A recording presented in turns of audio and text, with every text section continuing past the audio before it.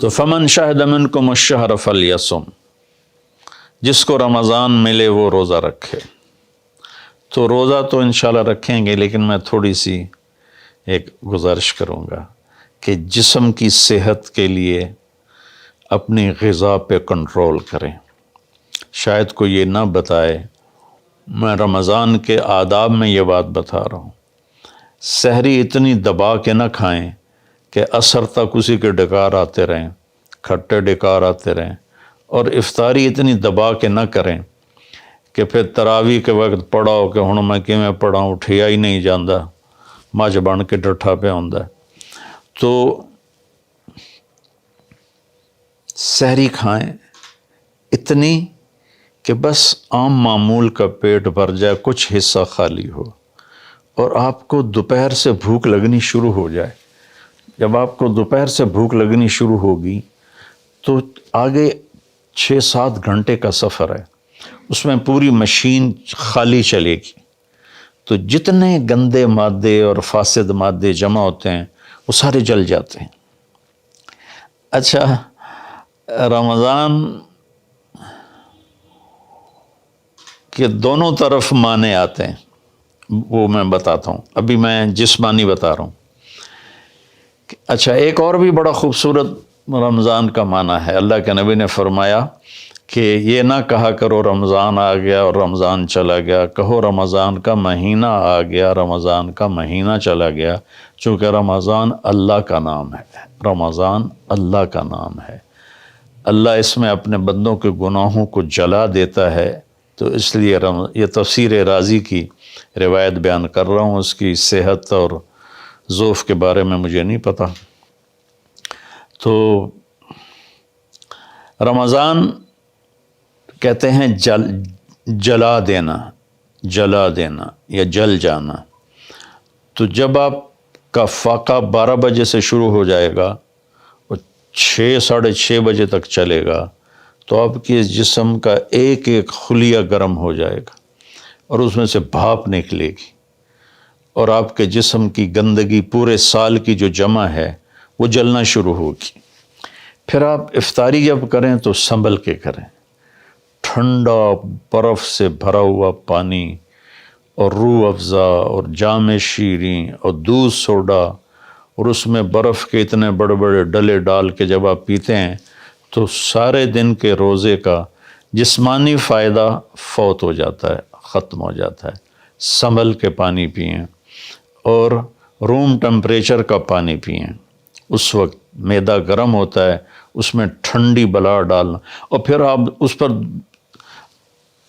دوسرا ظلم یہ کرتے ہیں کہ اتنا ٹھنڈا پینے کے ساتھ گرم گرم سموسے کھاتے ہیں، گرم گرم پکوڑے کھاتے ہیں، اور کئی ماشاءاللہ ساتھ وہ پیس کو بھی ملاتے ہیں، کوئی چانپیں ملاتے ہیں، کوئی پیس ملاتے ہیں۔ یہ افطاری ہوتی ہے اور پھر کھانا اس کے بعد ہوتا ہے۔ تو سادہ پانی سے روزہ افطار کریں اور مغرب کی نماز کے بعد ہلکا پھلکا کھانا لیں، اور پھر تراویح کا انتظار کریں، تراویح پڑھیں، اور اس کے بعد جس کا ذوق ہے ٹھنڈا پانی پینے کا وہ ٹھنڈا پی لے، گرم کا ذوق ہے گرم پی لے، لیکن برائے مہربانی کئی چیزوں کا، اب میں ایک آپ کو مثال دیتا ہوں۔ یہ ہماری گاڑیاں ہیں معمولی سی، تو ہم اس میں دیکھتے ہیں کہ اچھا پیٹرول کہاں ملتا ہے۔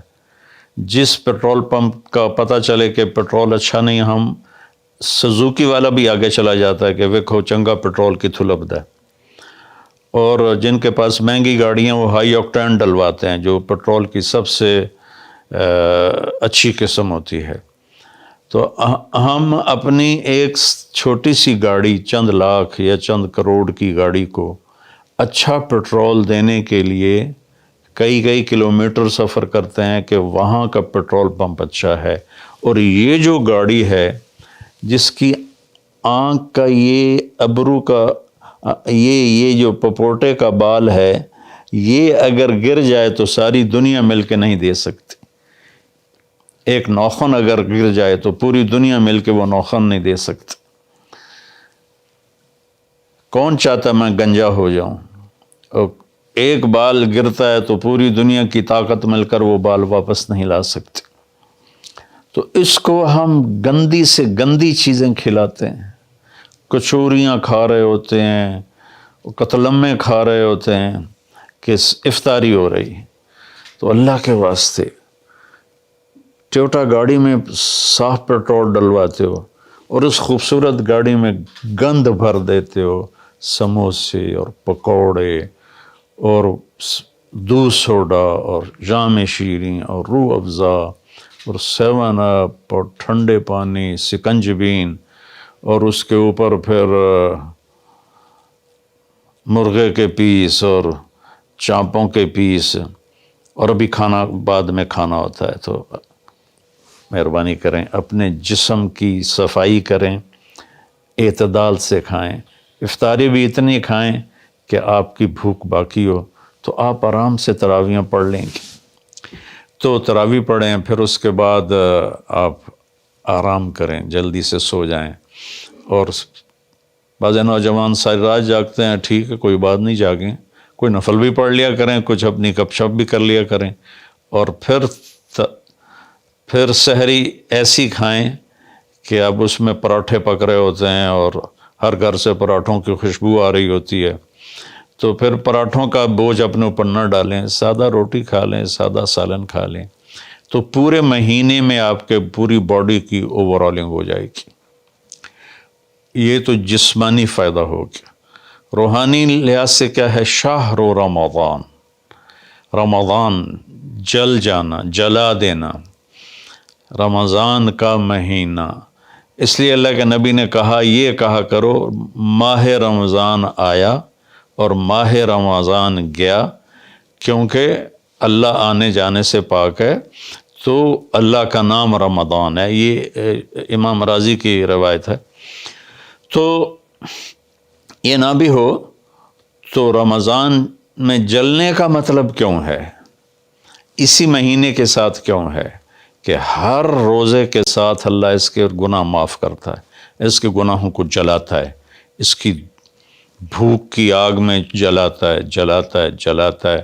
آخری روزے اللہ تعالیٰ کیا کرتے ہیں کہ اس کے سارے گناہوں کو جلا کے راکھ کر دیتے ہیں اور اپنی رحمت. اچھا، رمضان کا مطلب بارش بھی ہے. جو سبحان، عربی بھی عجیب زبان ہے. رمضان کا مطلب بارش بھی ہے. رمضان کا مطلب اگر رمضا مصدر ہو، رمضا، تو یہ بارش کا مطلب ہے. رمضا ہو تو یہ جلانے کا مطلب ہے. سبحان اللہ، کہ رمضان ایسا مہینہ ہے کہ اس میں ایسی رحمت کی بارش ہوتی ہے، سارے گناہ دھل جاتے ہیں. رمضان ایسا مہینہ ہے کہ اس میں ایسی اللہ کی رحمت متوجہ ہوتی ہے کہ سارے گناہ جل کے راکھ ہو جاتے ہیں، ہوا میں اڑا دیے جاتے ہیں راکھ کی طرح.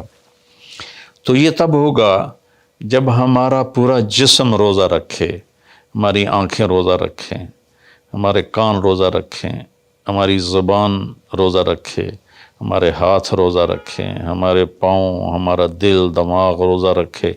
تو پھر یہ روزہ، یہ رمضان بنے گا اور ہمارے گناہوں کو جلا دے گا یا دھو دے گا. اور اس میں خاص طور پر اللہ کے نبی نے فرمایا کہ شراب پینے والا توبہ کر لے، چونکہ شرابی کی بخشش نہیں ہوتی رمضان میں. ایک ہوتا ہے دلیر ہو کے پینا، کوئی نہیں، کچھ نہیں ہوندا، اللہ بڑا غفور و رحیم ہے، یہ تو سارے پکڑے جائیں گے. ایک آدمی میرے پاس آیا، وہ کہنے لگا جی مجھے شراب کی عادت ہے، چھٹتی نہیں، کئی دفعہ چھوڑی ہے، پھر نہیں چھوٹتی. اور پھر جو وہ دھاڑیں مار کے رویا، اتنا رویا کہ میں بھی غمگین ہو گیا اس کے رونے کو دیکھ کر. اس کا معاملہ اور ہے. تو اس پر اللہ کی رحمت نازل ہو جائے گی، چونکہ جو توبہ کرتا رہتا ہے پھر اس سے ٹوٹ جاتی ہے. وہ دن میں 70 دفعہ بھی توڑے گا اور توبہ کرے گا تو اللہ کے ساتھ دوستی باقی رہے گی. تو ایک شرابی ہے تو اللہ کے واسطے چھوڑ دے. ماں باپ کو دکھ، عق الوالدین، ماں باپ کی نافرمانی نہیں فرمایا، ماں باپ کو پرزے کر دینا. نافرمانی تھوڑی بہت ہر بچے سے ہو جاتی ہے، لیکن ایسی نافرمانی کہ ماں باپ کا دل ٹکڑے ٹکڑے ہو جائے، اس کو کہتے ہیں عقوق الوالدین، عاق لوالدیہ. جو ماں باپ کے دل کو ٹکڑے ٹکڑے کر دے اس کی بھی بخشش نہیں ہوتی۔ تو مشاحن جو دل میں کینہ پال کے رکھتا ہو کسی کے لیے اور بغض رکھتا ہو کسی کے لیے، نفرت رکھتا ہو کسی کے لیے، حسد رکھتا ہو کسی کے لیے، ایک اس دل پر اللہ کی رحمت کی نظر نہیں پڑتی۔ اور ایک قاطع الرحم جو رشتہ داروں سے لڑتا ہو، رشتہ داروں سے ماتھا جو مارتا ہو، کبھی سینگ پھنسائے ہیں، کبھی اس کے ساتھ کبھی اس کے ساتھ، خونی رشتوں میں جو غلط سلوک اختیار کرتا ہے، ایک اس کی خاص طور پہ بخشش نہیں ہوتی۔ تو باقی اللہ کا دریائے رحمت ہے، جو بھی توبہ کرے گا، مشرک بھی توبہ کرے گا معاف، سود خور توبہ کرے گا معاف، چور توبہ کرے، ڈاکو توبہ کرے، زانی توبہ کرے، قاتل توبہ کرے، شرابی توبہ کرے، ماں باپ کا نافرمان توبہ کرے، اور رشتہ داروں سے لڑنے والا توبہ کرے، نفرت رکھنے والا توبہ کرے، اور سود پہ کام کرنے والا توبہ کرے، سود کھانے والا توبہ کرے، سب معاف ہو جائے گا، سب معاف ہو جائے گا۔ اور اللہ سے مانگیں کہ اللہ تعالیٰ اس میں ہماری جسمانی صحت بھی بحال کر دے اور روحانی صحت بھی بحال کر دے اور ہمارے گناہوں کو معاف کر دے۔ السلام علیکم ورحمۃ اللہ وبرکاتہ۔ غریب کا سال بھر کا روزہ مل کر افطار کروائیں۔ اس رمضان مولانا طارق جمیل فاؤنڈیشن لا رہی ہے تقسیم رحمت رمضان راشن پروگرام۔ تقریباً 3000 مستحقین کے گھر راشن پہنچانے میں ہمارا ساتھ دیں۔ صرف 4200 روپے میں آپ بھی کسی کی مسکراہٹ کا سبب بن سکتے ہیں، تو جلدی کیجیے۔ مولانا طارق جمیل فاؤنڈیشن، اکاؤنٹ نمبر 127101044100786، میزان بینک، تلمبا برانچ۔